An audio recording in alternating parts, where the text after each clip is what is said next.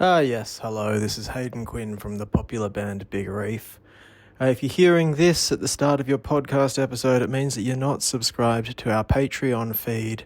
It means you're not paying us $8.50 a month to get the full episodes of our podcast, and that's a heinous crime. So, if that is the case, you're going to hear about 30 minutes of this conversation that I had with the one and only Olive from the fantastic Sydney band Rat Boy School Excursion. Olive is a very funny person, and I love catching up with her. It was good to get on a call with her last night and talk about all the important things. We talked about whether or not Donald Trump is hot. We talked about the experience of modelling at the age of 14 and being entered in beauty pageants, making music, playing video games, and being frightened of things such as the Hat Man, which I was not aware of until last night. Hey, you can catch Olive and her band, Rat Boy School Excursion, with Big Reef, my band, on the 29th of March here in Canberra at Dissent Bar. We haven't announced that show in any way other than on this podcast, but that'll be really good. So you can hear Rat Boy School Excursion and see them perform live. It's a really great experience, and of course, so too is the Big Reef live show. In addition to that, we are playing in Sydney this coming Wednesday, the 12th of February. That's with Sam Wrangle at the Petersham Bowling Club. That's going to be great. And then the very next day, Thursday the 13th of February, we are playing with him again here in Canberra, once again at Dissent Bar. So get your tickets to those things soon. We have another show in Sydney the following month, which we'll announce soon as well. Look, sorry, it's been a long time between podcast episodes. I think I mentioned last time we're both a little bit burnt out, but the year is starting back up and we're ready to grab it by the dick and just chomp some dick off. So enjoy the sound of me chomping on a dick, and subscribe to the full. Go to our Patreon. It's patreon.com/Big Reef, and pay us a little bit of extra money to do these podcasts. It really helps. I spent some of my Patreon money on beer this month, so just think about that. All right, without further ado, here is Olive from Rat Boy School Excursion, and me, Hayden Quinn, asking her all the questions that you need to hear. Goodbye. Hello, you're listening to the Big Reef podcast, and I'm here with a long-time guest. What am I trying to say? A guest that I've been hoping to get on the podcast for a long time. It's none other than Olive from Rat Boy School Excursion. Thank you so much for taking time to be on here. How are you? Thank you so much, Hayden, for having me here. I'm doing wonderfully. Sitting here in beautiful Sydney, in front of my computer that I believe is 1 watt of power from overheating. The monitor is like, I realize it's like actually a heater currently. Everything coming from this desk is a heater and a fire hazard. And you should call Triple O immediately. Can I do it after we finish recording the podcast? Is that cool? That's fine. All right, cool. Just don't die. What's the temperature like there today? Is it a good thing that it's heating you up, or not a good thing? It's kind of fucked. Today's been kind of fucked, but I got one of those houses that has no sun. Okay. So that's pretty awesome. So my house is pretty cool. However, I don't have aircon. I did send a request to my real estate for December, asking would they consider putting in aircon, and no one got back to me. So that answers that question, I guess. Yeah, more or less. Yeah, we're running one of those like those little wheelie ones that you push up against the window. Little portable guy. Yeah. It's not great, but it does the job. I haven't delved into the portable world as an adult yet. And I've been thinking about it for a lot. It's totally childish stuff. Why would you as an adult? Do you... I don't know. I know what you mean.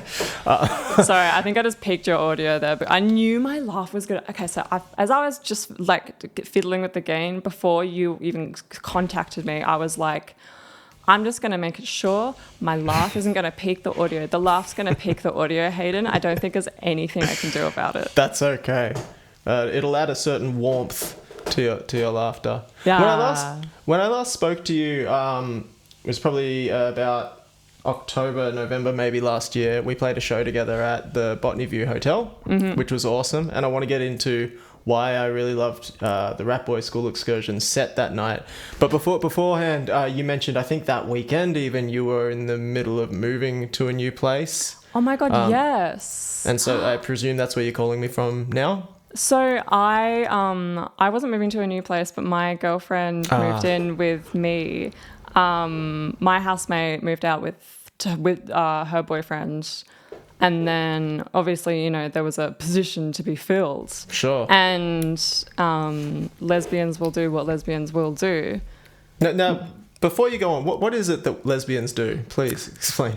Many things. I Hayden, never quite understood how that works, because I'm I know the heterosexual things, but it's straightforward. I'm so glad you asked, because Sorry. I'm so glad you asked. And, you know, this is a question that really stands the test of time. Long and the short of it is the moving in after knowing each other for 3 months. Cool. And you guys aren't married? No. I don't know how God's going to feel about that one. But okay, good. You made the decision Who's the man and who's the woman? I have a friend who is bisexual, and she is marrying a man, but obviously, you know, has queer sensibilities and outlook and everything. And she's been relaying to me what she's kind of getting back from, you know, people in her life who are like co-worker kind of level of, you know, they've decided to do like, you know, like a modern kind of marriage situation where it's like they are both going to propose to each other. You know, there's not going to be any kind of man-woman dynamics going on in this relationship. And everyone seems to be very confused by that. Like literally, so who's going to be the man and who's going to be the woman? That's funny. I think that's the question of 2025. Is it? Yeah, I'm calling it now. Okay, cool. That's nice. Take note, everybody. That seems crazy to me, because that's like, are you freaking out every time you laugh? I am. Is that what that was? Don't worry about it. I'm so like, I know it's so loud. Do you know, one time I dated someone very briefly who, when my laugh is, runs the ancestry of my family. Has held a bellowing laugh and high decibel level voice for centuries. And one time I dated someone for like 5 weeks, and one time I laughed and they went, oh. And for the audio listeners who can't see my FaceTime with Hayden, covered their ears like a loud bang, like a loud bang had just gone off. That was what ended the relationship, I'm sure. Oh, I was like, how absolutely dare you? What? Couldn't be that offensive. Although now that I'm looking at the peaking audio, it may have been. I can't imagine it's that bad. Okay, so the migration happened. Yeah. You both settled in. Yeah, the migration happened. We've both definitely settled in. We have done probably the most lesbian thing ever, which is bond our 2 senior male cats. That sounds about right. I know. And they're pals now? They no fights to begin with, or? Look, they're like, you know, when you go to a public park and you see those old Greek men playing chess? Sure. Not a huge Greek community in Canberra, but sure, yes. Yes, there is. You got the Hellenic Club. You got the Hellenic Club. That's true. Down south, I've been maybe. there. You know about the Hellenic Club. I know about the Hellenic Club. When I was 14, I did 2 weeks of deportment courses there. What the hell's deportment? Deportment is when you go and learn how to present yourself and be a lady, or like... For real? Yeah. Like etiquette stuff? Yeah. Really? Because why did you do that? I did it because you wanted to, or no? I did it on the advice of, I was in a pageant at the time. I was in the Miss. I was 13 or 14, and I was in the Miss Country Girl Australia. For real? Yes, and I won the regional rounds. So I went to thank you kindly. And so condolences. I don't know. I don't know either. So I got to go to. I won regionals, and I got to go to nationals. Everyone's dream. I know. And That is sick. Sorry, I'm joking a little bit, but that's very cool. And oh god, what the fuck was I talking about? You got to nationals. Oh my god, what was the point of this story? Why am I so brain dead? Great Greek people. Oh my god, the deportment course. And so once I got through regionals and went on to nationals, I must have been like recommended to my someone must have said it to my mum, and my mum booked me in. I see. I literally went. She dropped me off to the Hellenic Club in Canberra, and I'm not kidding. Yellow pages on the head, walking around the Hellenic Club, and doing fake job interviews, fake catwalks. Had to take off a trench coat on the catwalk. That's crazy. You know, like things that you need to know. Well, I mean, if you're going to pursue the pageantry lifestyle, maybe. Did you enjoy being entered in pageants and stuff? I entered that pageant and I didn't win, but I was runner up. And then Wow. I entered another pageant in my hometown that I did win. Hometown is Bathurst. Bathurst. Okay. Yep. Wow. And I did win that one, and then that it gave me a modelling contract to this agency in Sydney.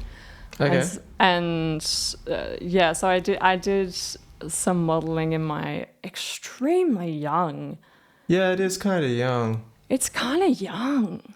But did you enjoy that? I'm trying to find out like did you keep following that as a passion? Did you feel you fell into it a little bit, or what? Here's the thing is I love it and I'm good at it. Mm-hmm. And the particular unique experiences that I have very much put me off. Okay. Especially as a neurodivergent person. And also, this is like 10 plus years ago. Can I just say the world was whack back then? Yeah, totally. I remember going to the fittings for this show, and then I got kicked out of the show because one of my shoulders is higher than the other structurally in my skeleton. I would always get blasted for it's like the keratis pilaris on the back of my arms. It's like, you know, like people call it chicken skin. It's just like kind of like scratchy buildup of keratin. Okay. Yes. Sure. Blasted for that. That's fucked. Blasted and you're 14 at this time. Yeah. Yeah. That's really fucked up. Too much acne. For real. Yeah. That's crazy. I was basically just an ugly fat bitch to everyone. In that, like at age 14 and size 6, ugly fat bitch. Like the world was just like rotten. It was just so rotten. And then I would just like all these specific things would happen that was like, I never got paid for shit, and you just got like a million hour days, and like the money was trash. And I just had so many of those experiences that I was like, what the this is so horrible. I love doing it. I really love doing it. And so if somebody like reaches out to me, I will engage in like whatever project that I if I find myself passionate about. But commercial modeling can suck 1,000 dicks. Yeah, okay. There you go. Wow. Yeah. It's a world I know nothing about. It sounds pretty What? interesting. What? Yeah, I know. Can you imagine? I haven't done much myself, strangely enough. My gosh. Hey, why don't you tell me about Rat Boy School Excursion? I know all about Rat Boy School Excursion, but Oh my god, you do? I do. Can you give me, or more the listeners, a refresher on how that crew sort of assembled and disassembled and reassembled? So many times, like a beautiful sandcastle being trampled on. Oh, actually, sorry. Why don't you first? What do you guys sound like? What do you think you sound like as a band? So it's so interesting because over the past 3 years that we've been playing together, it has morphed so much because people keep leaving, and then people keep entering my life and then giving me new influences. That's cool. Would say at this current juncture, I struggle. I struggle so hard. I have to ask other people. It's hard because, you know, some of our songs we've taken on very much a jazzy influence, but with this kind of like rock aesthetic to it. How would you describe it? I really struggle with this. Yeah, I mean, you guys have changed a lot, I think. And I was saying that when we saw you last. I think in the first iteration, you had quite folky and like pulling on what That's felt right. like 90s grunge Yes. sort of influences. Yeah. Right? But now, yeah, the jazz influence, and you got some songs. It was pretty much like an entire new set to me. I don't think I recognized more than It was entirely okay, there you new. go. Yeah. It was just almost like acid jazz and weird trip hop, like fast. Your new drummer is fantastic, and the keyboards and Marty and on you the have drums. a violin player now as well. With saxophonist. Oh, that's right. Sorry, my bad. Yes. Saxophonist, Millie. Marty's influence on the drums is, I find, very fascinating because he always it's almost like this kind of like hip hop beat to stuff. I don't know the words because I'm not good with the drum knowledge. I watched Whiplash for the first time last week. You watched Whiplash, the movie? Yeah, I like that film. Do you like it? It changed my life, Hayden. What do you mean you like it? I don't really like anything more than liking things. What? Really? It changed your life. I loved it. Blew you away, huh? It blew me away. And then at our gig a few days ago on Friday, which best gig we've ever played, loved it. Everyone sounded real good. I've got my shit together. That took a long time. I got to whiplash Marty, the drummer. What was he doing? The three boys looked at each other and started the song, I would say half the tempo of how we've always played it. And then all were drunk, looked at me with the eyes of, I don't know what's happening. I don't know how to fix it. And then I got to, for everyone who's seen Whiplash, the movie, the tempo with the hand. That's right. Until it came to the chorus, boom, correct tempo. Anyway, you fixed it. I fixed it. Well done. I fixed it. That was like, this is such a menial thing. And the way it gave me, like, I haven't stopped talking about it. Well, it's very it's very conductor-like, you know. That's his role, isn't it, in that film? But yeah. And they looked to you for it as well. You know, it's not like, hey, motherfucker, fix it. They're like, I don't know what I'm doing. Can you please fix this? And you did it. And then I got high off the power. Yeah. And so this is how the cycle begins. And so, you know, now I am the abusive constructor of Rat Boy School Excursion. As it was always meant to be. But yeah, so at the moment we're sounding, I would say, pretty jazzy, still kind of like sad girl rocky is how I usually kind of describe it as the easiest way. And we all have ADHD, so we all suck at getting anything recorded. So anything that's online doesn't sound like what we sound like now. Do you have more than... You had Teeth up. Do you have a second one up as well? Teeth was the first song that you put out for listeners who aren't aware. So we have Teeth, then we have Holy, It's Nice, and then I put just my own little Virgins Like You demo up. I'm just Spotifying you now. We're in the middle of recording our next single, which is almost done, which then hopefully I get to send it to you and pay you to make it nice. Yeah, I'd love to mix that.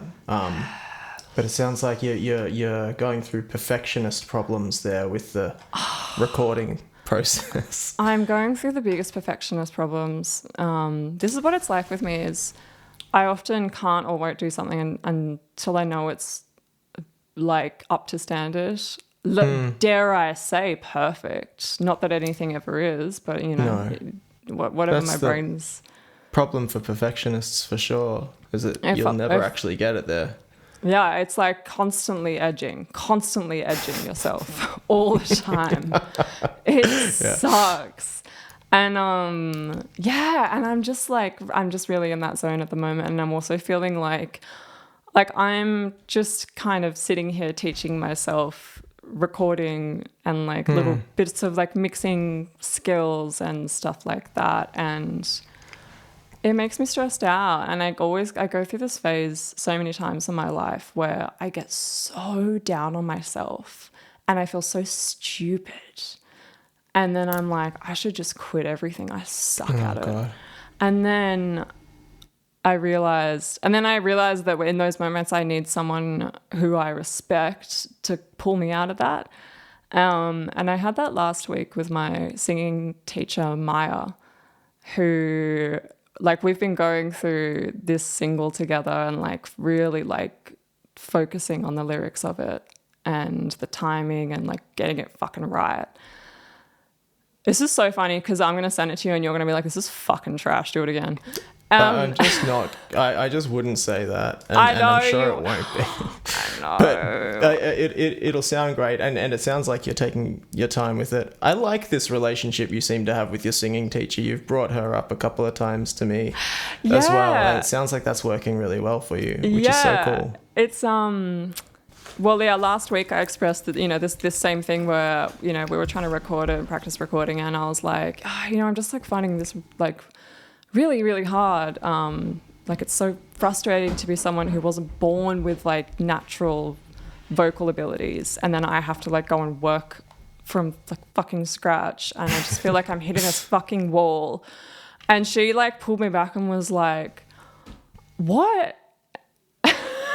Anyway, she's worked with me for like over 2 years, and she was like, you are you have natural ability. I don't know what you're talking about. Yeah, right.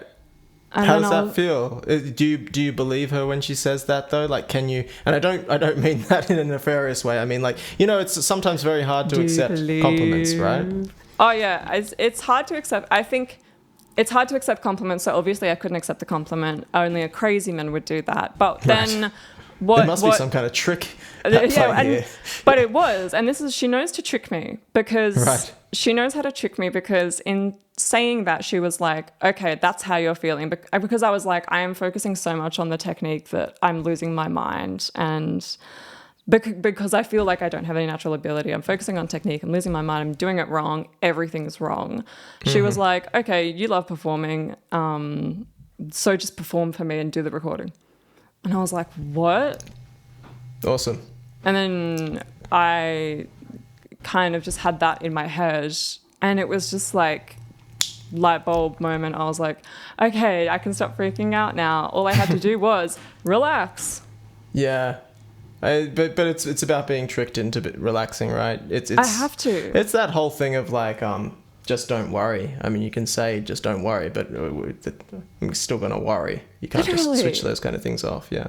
It's like I freak out and I have so much anxiety to the point where it's like everything clenches the fuck up in my throat. Yeah, right. And it's almost like I feel like I've had a breakthrough in this past week where I was like, wait, I had the ability to feel good all along, and all I had to do was relax. You never told me that. You sing. You never told me that. What, me? Yeah, I'm looking at you. No, I don't sing. I pretend to sing. Yes, you do. Yeah. What? Morgan's the singer. He is very good. He's amazing. I don't know how he does it. What's up with that? I think. Well, I don't know. I won't speak for him. He's just incredibly. Speak for him. Speak for him. Speak through him. Let him speak through you. He's of the. I don't want to say anything out of turn. He should speak for himself, but I think he's of the way his brain works, let's just say, is incredibly. It's just very, very good. Oh, okay. But yeah. It's like everyone's brains work differently, right? And I think Morgan's is so perfectly attuned to playing technically brilliant music and singing technically brilliantly and stuff, and I don't know. Because that's I find that so fascinating. I find it so fascinating as someone who was raised, like, I have played guitar my whole life and grew up doing a lot of like classical guitar and like very like hippy dippy la-di-da-di hooty complicated songs. Right. But I learned music off of vibes and off of feelings. Yeah. Never off of anything technical. Yeah, no, I'm exactly the same. Yeah. And people who understand that technical side, like I'm always in awe. Like it's Yeah. how I want to like cut open that brain and have a little look in there. I kind of don't really understand it, and I don't not understand it. I understand it, but I don't. There's no. I don't feel the same way as you just described. I don't kind of want to go into that because I'm so much more in love with the vibes and the feeling, so am I, and that's though. what pulls you in, right? Like it's the reason you want to do it, and so you pull at those threads and try and learn it through touching the vibes that are in the air and figuring out how to reconstruct them yourself. Exactly. Whereas, yeah, the sort of more clinical, technical knowledge base, it doesn't kind of interest me at all. It doesn't interest me to like, I don't wish to be any different than what I am. Gotcha. Yeah. But when you see someone else do it, you're like, how and how I and wanna why know about this. and what are you doing? Yeah. Because I have learnt to like that the way that I go about art and music is based off of vibes and feelings and not necessarily being the most highly trained in it. Mm-hmm. Sure. And having to let go of the perfectionism of wishing that maybe I was more highly trained in it. But that is not the case, and you just got to flip that perspective and say, hey, they may be highly talented in knowing what a 6/4, 1/8, 17th diminished, quadruple chord is, and I don't. Yeah. But I should just for the record state that I think Morgan is a very, very solid equal parts of these two things, which I think makes him quite interesting. I think That's interesting. The way that he writes is all the vibes and everything, but he's got somehow he's had the drive to learn a decent amount of the technical stuff to be able to use that to his advantage, whereas someone like me, it's purely, does it sound good? All right, cool. Then it must be a song now. Yeah. Which works. But also, like, I don't know, I think he gets hyper fixated in the way that some people do on things and like just kind of gets really, really good. A really bad analogy is that we used to play Donkey Kong Country together. I don't know if you're familiar with on the SNES, and that's very I'm not fast. particular with that particular game. Okay. It's a platformer where you have to jump between Oh, things. sorry, and, just the normal Donkey Kong game? Not with the barrels, you remember. Not old Donkey Kong. Anyway, there's a game and there's a donkey precise man. Jumping at the right time and getting it right. And he was just always so much faster, so much better than me at it. And the same is true of Tony Hawk's Pro Skater. He was always just so much faster. So so in that way, me and Morgan are alike, because if I find something that I can be obsessive about, I'll be obsessive about it till I know I'm the best. Right. Okay. I think he's probably got a little bit of that. Yeah. Maybe call it autism. Who knows? And like, for instance, literally just then, for like the last 3 hours, I've been playing this game called Road Redemption. Okay. Road Redemption. Tell me about it. Have you ever heard of a game called Road Rash? That's a bit of an older game. I'm going to quickly Google it because it might be this one thing that Morgan got obsessed about, maybe? Yeah, I was going to say, is it the game where you're on bikes and you can like hit each other? Yes. Yeah, I did actually play that. A friend of mine had that. Although I remember it looking more ridiculous than this. This doesn't look as ridiculous. Anyway, Road Rash. You drive on a motorbike and you hit people with clubs and try and race them. Somebody came out in 2014. Ian Fisher, game developer, came out in 2014 and made a game called Road Redemption that's basically the same. Okay. It's this like, all respect to Ian Fisher, whoever the fuck you are, but you made a shit game. You made a shit game that's so shitty. I have been obsessed with it for 10 years. Wow. So you just kept playing it? I've kept playing it, and what I was doing just then was, let me tell you about this game. You got the motorbikes, you choose a motorbike, you choose your man, you get on the course, you have to kill all the people on the motorbikes or race them. until you beat the final boss. That's basically what you're doing, right? Nice. The physics, trash. The voice, oh my God, the music and the vocal mixing, trash. Nice. If any, like, I need you to just like, I got to show you this somehow. That also it's some kind of individual that isn't Australian doing Australian accents for all of the voices. And I think what they're trying to do is this Mad Max ripoff. But ends up happening is like the vocal mix, the mixing that they've done of it. I'll have my TV on 5 volume, which is nothing.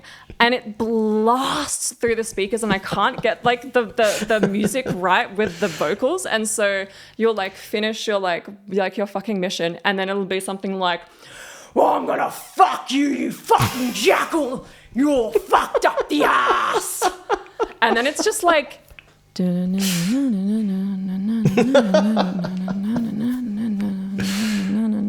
does it have separate audio controls? Can you maybe go in and boost the music out? I've done it all. It's just, okay. I think Ian Fisher fucked me on it. God damn it, Ian. Well, I'll tell you why I know his name, because if you die, it says, it has screen pops up that says, are you having fun? Let Ian Fisher know. Then he put his fucking mobile phone number there. For real? Yes, I'm not kidding. That's it's still crazy. There. I've tried calling it. I think I couldn't get it to work. Some American number probably. Anyway, I was sitting there still playing this game that I finished, even though it's trash, because every single upgrade that Ian Fisher has put in the game, the stats on every motorbike that you unlock, so the incentives to keep playing, are worse than the ones I already have. And it just fascinates me that someone would make a game like that. Is there like a community that are like all across this and like have the same feelings as you? Yeah. Okay. Yeah. I just looked at, because I've been feeling like this for 10 years, and an hour ago I went and looked it up and I was like, oh, there's a whole Steam situation going on where people are like analysing this game and like most parts of it are fucking useless. Anyway. Yeah, right. Comment below if you've ever played Road Redemption. I gotta try it out now. That sounds right up my alley for about 5 minutes. As long as it doesn't cost too much. It'll take over your life. Really? Yeah, it will take over your life. I've been trying to play Elden Ring, but I don't have enough time for it, and pretty obsessed with that. I haven't played Elden Ring. I just spent like a long time finishing a lot of games. Just like I've been on the couch for weeks. I just finished Dragon Age Veilguard. I finished Last of Us 2. Well, started and finished a bit late. And then I finished some other bullshit. Nice. I love this. Control, dude. That's like my favorite game. Yeah. Bro, I finally finished. I love Control. I loved it. I started it ages ago and then I don't know why I stopped. It's so fucking good. Also, can you explain the ending? What's happened? I'm trying to remember it. I don't. Spoiler alert for anyone who's mid-control who would play Control.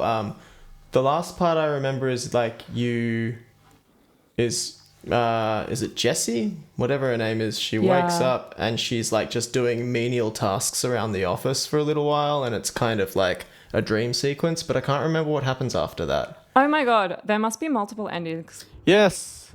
A sunrise, a sunset, and so too the sun sets on this amazing conversation with Olive from Rat Boy School Excursion. Thanks for listening, and surely you want to hear the rest of this podcast? Well, you can if you head over to patreon.com/Big Reef and become a paid member. About $8.50 a month, and you can hear all of the previous podcasts all the way through. You can hear this podcast all the way through. You're missing out, and there are many people taking advantage, and you've got to keep up with the Joneses. So give it a go. All right, thank you, bye.